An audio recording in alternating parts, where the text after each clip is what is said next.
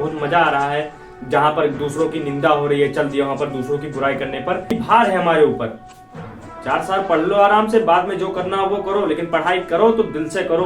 दूसरों को पाने की चाहत रखोगे या दूसरों के पीछे परेशान होगे या दूसरों की बुराई करोगे, जब तक जीवन में हासिल नहीं कर सकते। याद रखिएगा, अगर दूसरों की बुराई करने में अपने समय को बर्बाद कर रहे हो तो यानी कि विद्यार्थी जीवन में अमृत से अपना पैर धो रहे हो। इस बात को याद रखिएगा, बहुत बारीक से चलता है। अगर तुम सोचते हो कि सबकॉन्शियस माइंड में जो कुछ भर लेंगे वो कुछ सब चला जाएगा और तब भी पढ़ेंगे तो कुछ फीड हो जाएगा, अधिकतर देखो और दूसरों के पर जिस दिन तुम अगर तुम्हारा मन बार बार दूसरों की बुराई करने में बहुत मजा आ रहा है, जहां पर दूसरों की निंदा हो रही है चल दिया वहां पर दूसरों की बुराई करने पर खुद के अंदर पहले झांकने की हिम्मत रखो।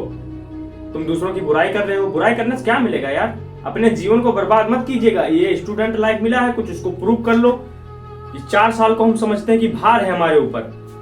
4 साल पढ़ लो आराम से, बाद में जो करना हो वो करो, लेकिन पढ़ाई करो तो दिल से करो, बिल्कुल दिल से, बिल्कुल जान, बिल्कुल सब चीजें करो जीवन में, क्योंकि एक चीजों से आप उन्नत नहीं कर सकते हो। लेकिन सब चीजों पे समय कम खर्च करो एंड मोबाइल को तो जीवन से त्याग ही दो अगर जीवन को सफल बनाना है।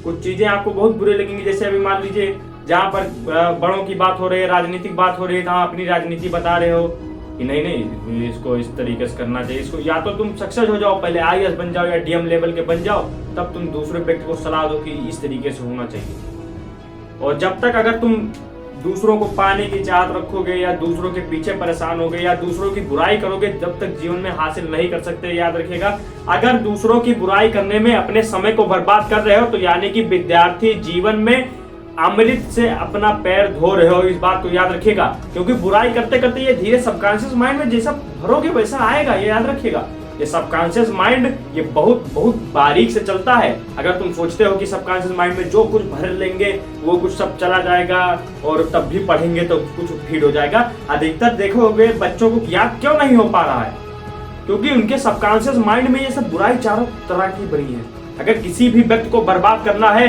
तो उस व्यक्ति को आप अहंकार सिखा दीजिए और दूसरों के पर ईर्ष्या सिखा दीजिए। ईर्ष्या का दूसरा अर्थ विनाश होता है, क्योंकि जो व्यक्ति दूसरे व्यक्ति से ईर्ष्या करता है उस व्यक्ति को संसार में उन्नति कभी मिल ही नहीं सकती, क्योंकि ईर्ष्या आपके जीवन को बर्बाद कर देता है।